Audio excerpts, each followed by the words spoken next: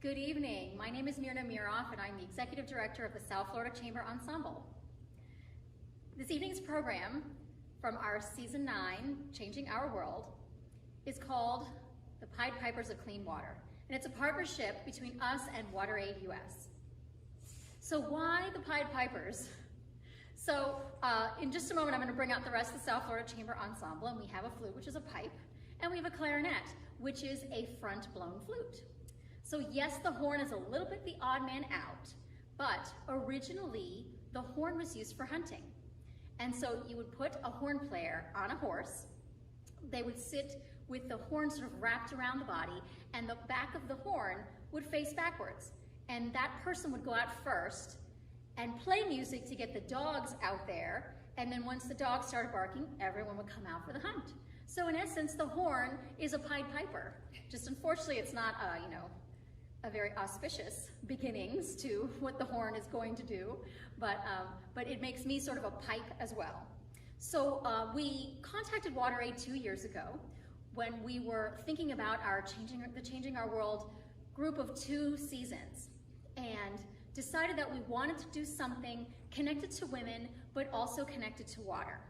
And they told us about a wonderful program that they do called the Female Plumbers Program, where they're teaching women in third world countries all across the globe how to be plumbers so that they can fix their own running water. And we thought that was a wonderful program and wanted to partner with them on this concert to help raise awareness about that. And of course, we had no idea COVID-19 was coming, but it's even more timely concert because a lot of COVID-19 is being spread in these countries because they don't have access to clean water. And so we hope that after tonight's performance that you'll consider making a donation to WaterAid. No matter how small, your pennies connected with everyone else across the world's pennies can help make a difference to families who are living in these places where they don't have running water. So let me introduce the other members of the South Florida Chamber Ensemble. On the flute, Marie Schwartz, and on the clarinet, Christine Pascual Fernandez.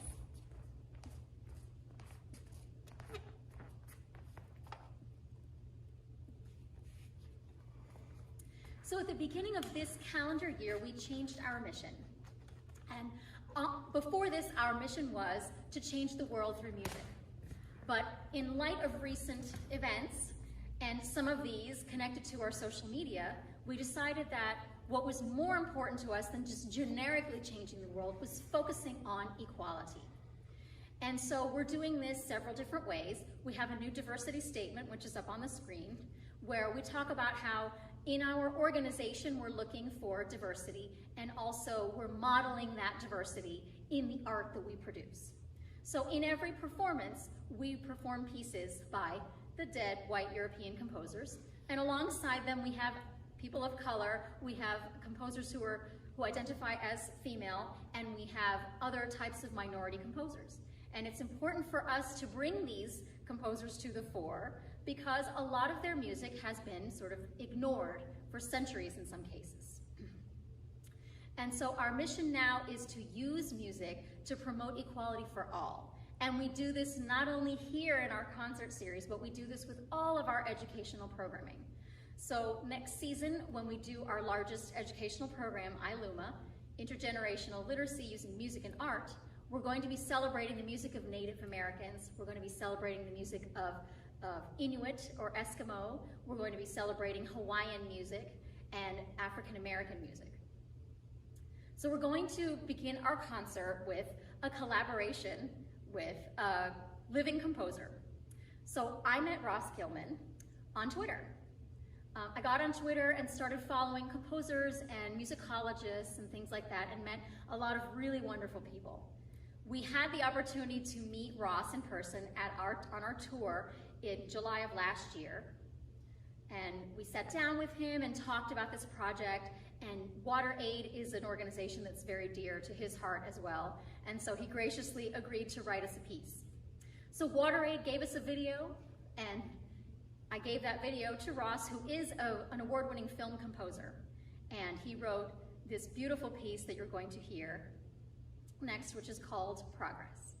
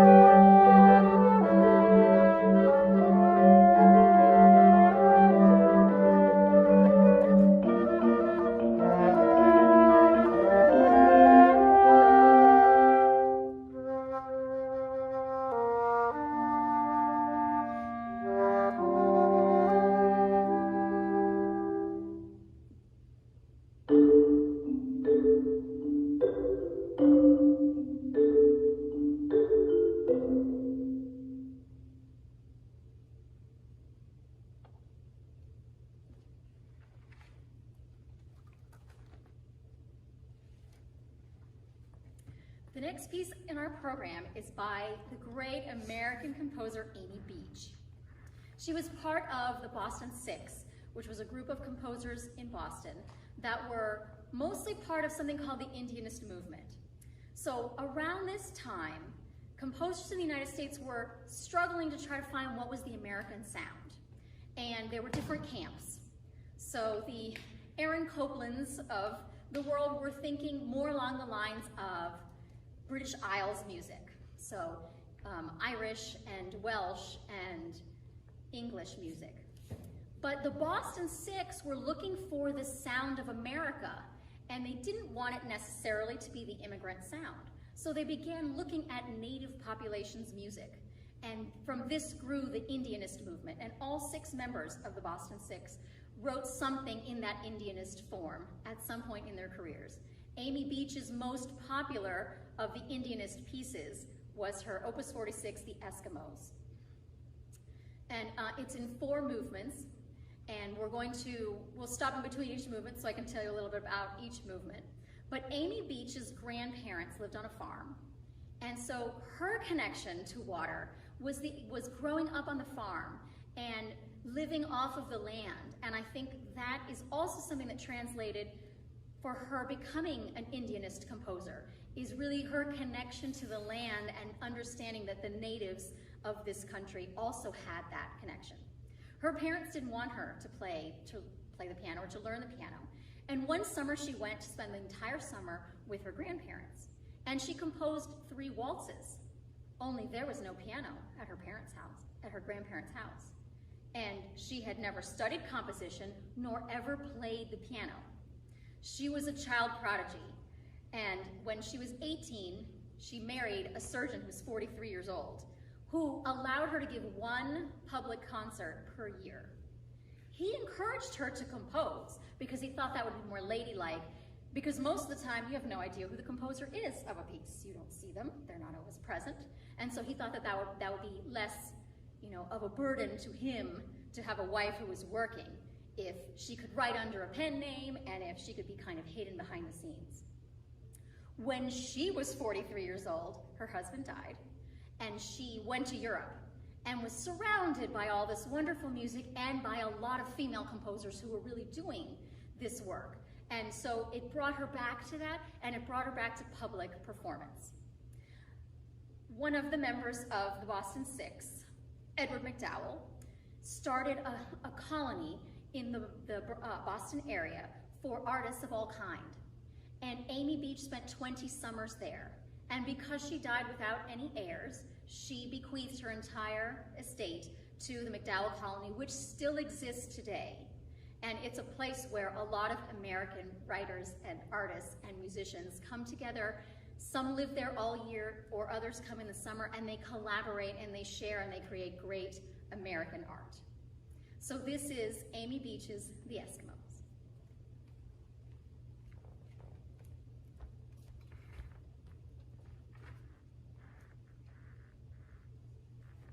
And we'll start with the first movement, which is Arctic Night.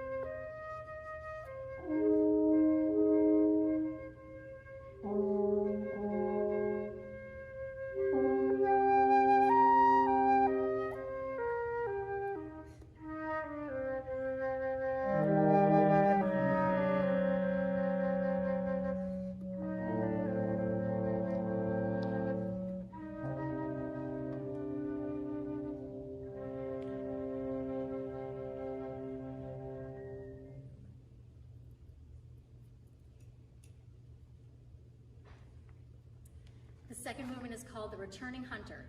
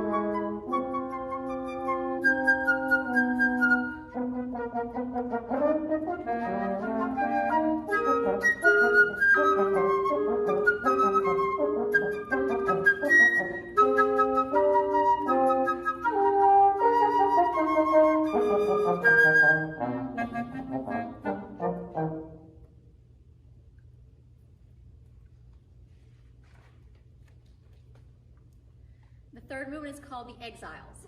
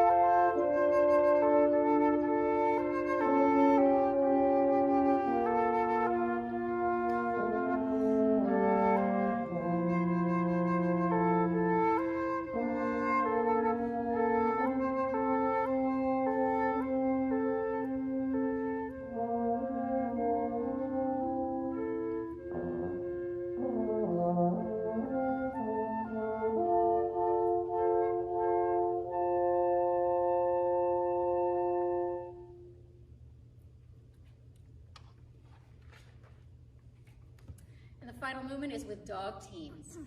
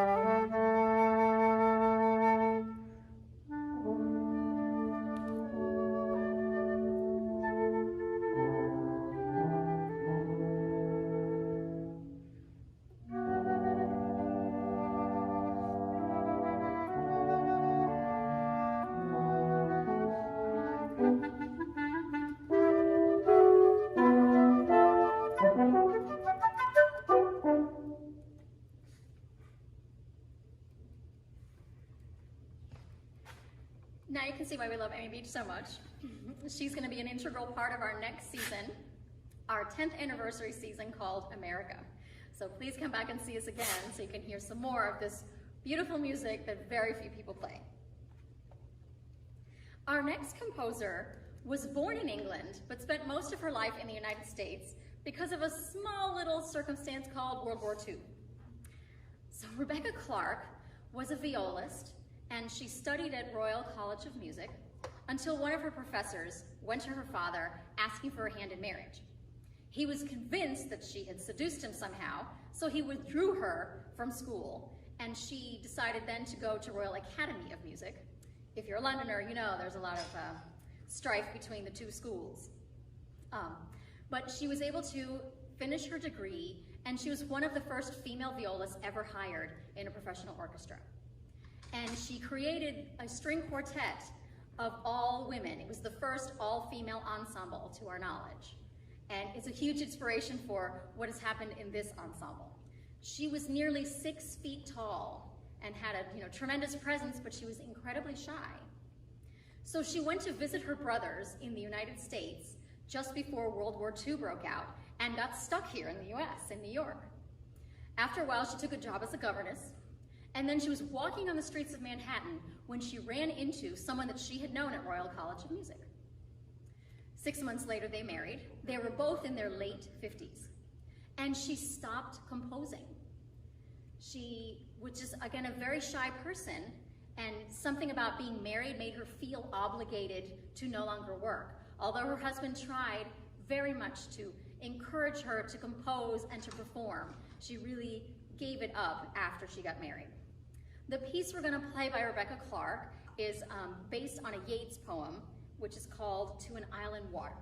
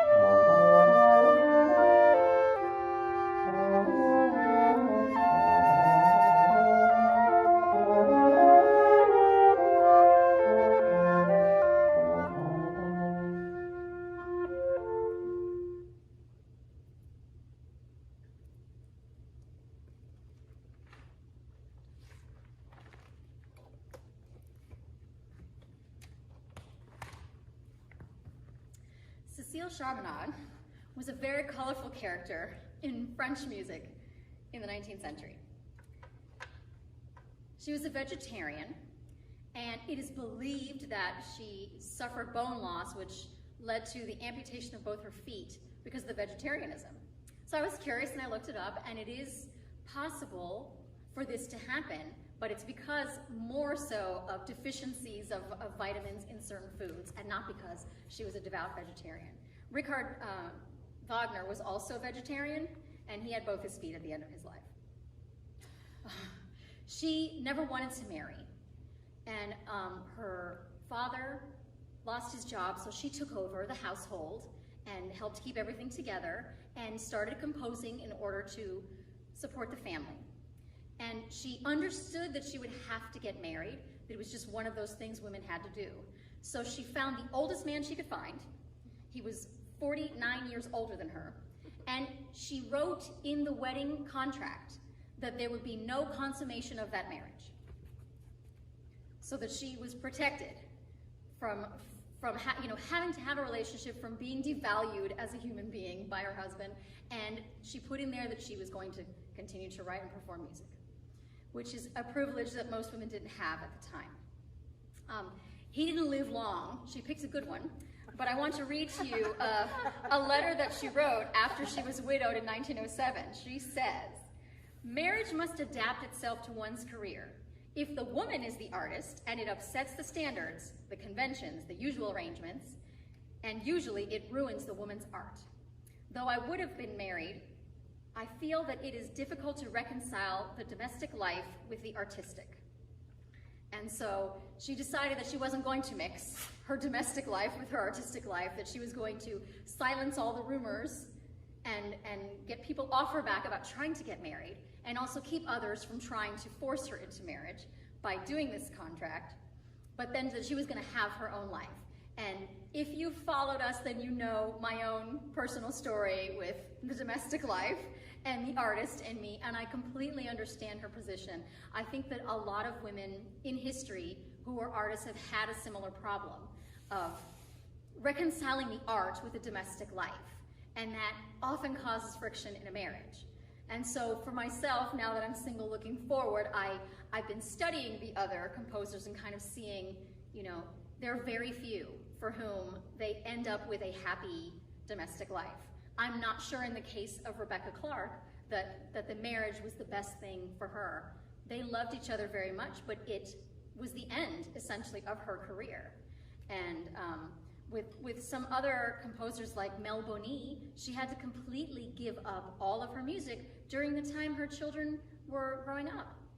And the joy that comes from creating music and performing is not something that you can just table for 20 years. And I think the female artists chafe sometimes against the constraints of motherhood versus the art. Because I was born an artist. I cannot stop creating. If I were to lose both my hands and my mouth and couldn't play anymore, I would still be doing something in the artistic vein. I would not just become a lawyer. So for the artist, it is an intrinsic part of us. And I think for too many female composers and performers and artists and people in these creative fields, that we have been limited because of our domestic pursuits, shall we say.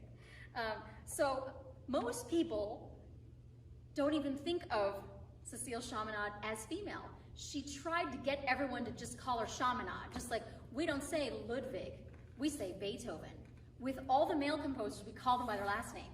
And with the female composers, we have a tendency to call them by their entire name. Or even worse, Mrs. H.H. Marcy Beach is how she was known. She didn't even get her first name in there. And so she tried to sort of get everyone just to call her Chaminade, so that a lot of people were shocked to find out that the piece they were playing was actually written by a woman. We're going to play a piece called Duo d'étoiles, and because she was vegetarian and had she had very much a love of nature and a love of the simplicity of nature. And that's one of the reasons why we wanted to perform her today. So this is Cécile Chaminade's Duo d'étoiles.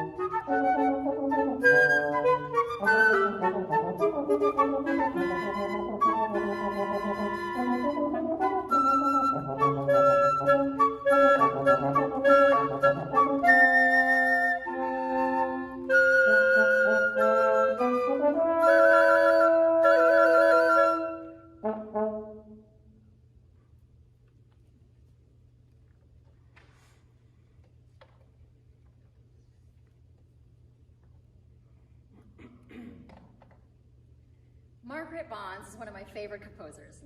Just look at her, isn't she just adorable? Her parents divorced when she was 3 years old, and she decided to keep her mother's name. Her mother kept her name, but she decided to keep her mother's name as she went forward. She learned to play the piano and became very good friends with another African-American composer, Florence Price, who taught her.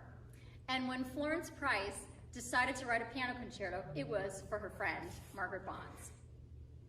Margaret Bonds was also very good friends with Langston Hughes. And this is one of many friendships between African Americans that were true friendships. There was no love interest here. Langston Hughes introduced Margaret to her husband. He was a corrections officer, and they had a very happy and fulfilling life. And there was never any sort of romantic interest between them. He was the brother that she never had. She was an only child. Her mother remarried but never had any other children. And so they formed a friendship based on the time period and their love for the art, and collaborated on numerous projects. They wrote letters to each other when they weren't both in New York.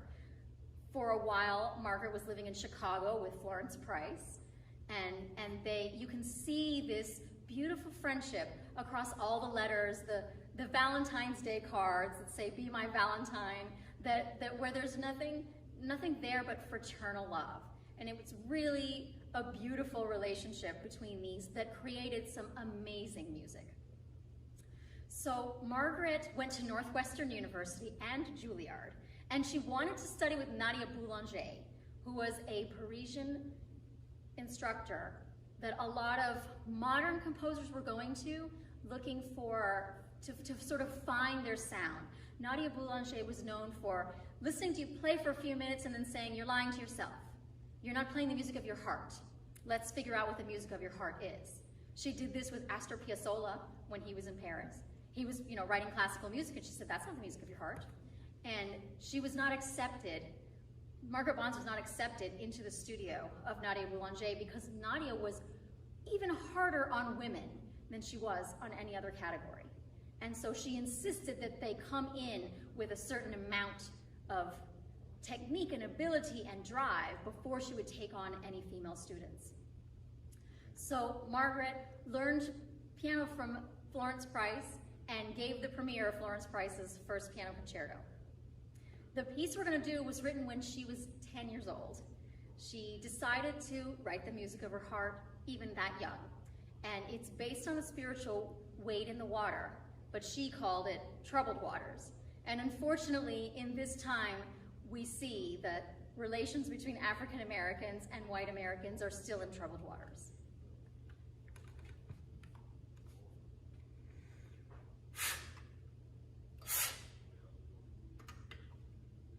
And my horn has a bunch of troubled water in it too.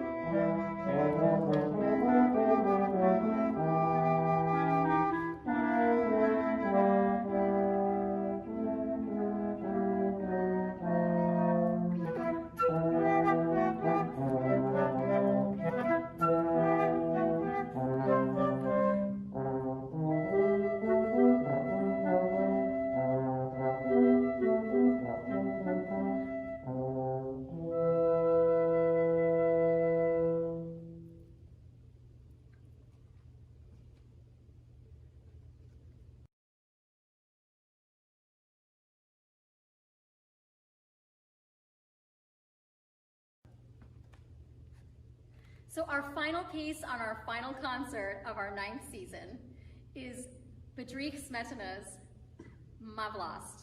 We're going to play just the Moldau. As I was doing the research on this, I discovered that the river is actually called Vltava in Czech, but at the time that Bedřich Smetana was writing this, the Czech Republic was part of the Austro-Hungarian Empire and they were forced to speak German. Smetana didn't even learn to speak Czech until he was well into his 50s. And that was the beginning of the end of the Austro-Hungarian Empire. So we call this movement the Moldau, but only the Germans call the river the Moldau. It's actually Vltava. So Smetana had 2 wives and 3 daughters with each wife.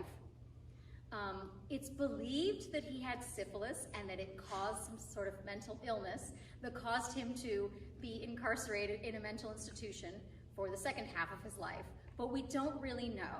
And it's really unfortunate that we can't determine cause of death this far ahead in the future to try to understand what happened to certain composers. But not only does this piece talk about a river, but he also wrote this piece because he was a nationalist composer. It was a new wave that was coming across Europe of people trying to write the music of their homeland. And prior to this, everyone was just trying to write something they thought would get performed. But once this started, we start to see Scandinavian composers and Eastern European composers bringing us new takes on classical music. It's what allowed Chopin to become so famous, by taking traditional Polish music and infusing it into classical music. And this idea of nationalism still speaks today to a lot of composers. When America was founded, the original music was European, and then groups like the Boston Six said, no, we're going to write the music of our country because that is what speaks to our heart. And that is what Smetana did. He also wrote a very hilariously funny opera called The Bartered Bride, which even sung in Czech, which is a language that is almost all consonants, is just a beautiful, beautiful opera. Antonin Dvorak also wrote opera in Czech, and it's a surprisingly beautifully sung language, even though it's literally all consonants. And you wonder when you're reading it, how can I possibly pronounce so many consonants in a row? But The Bartered Bride is hysterically funny, so if you're not a fan of opera, this would be the one that I would suggest you go see first. It's the first opera I ever played, and I'm not sure I played any notes, because I was really laughing the whole time. And what a great way to celebrate opera. So this is just the second movement of Má vlast, which is My Homeland in Czech, by Bedřich Smetana, and I'm going to call it Vltava.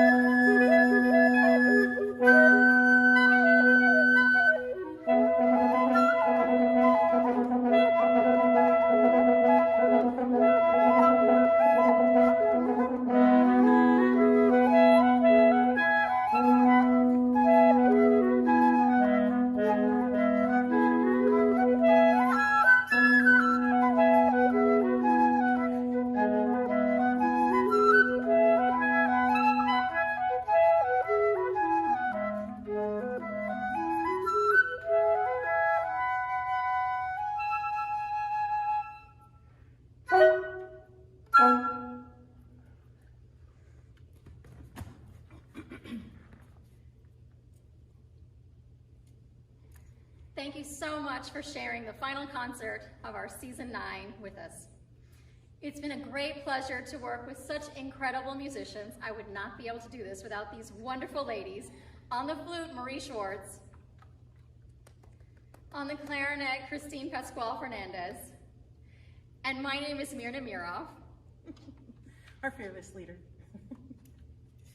Please follow us and continue to support classical music in whatever area that you are. If you're able to, please make a donation to WaterAid. They're a wonderful organization doing a lot of great work all across the world. Good night.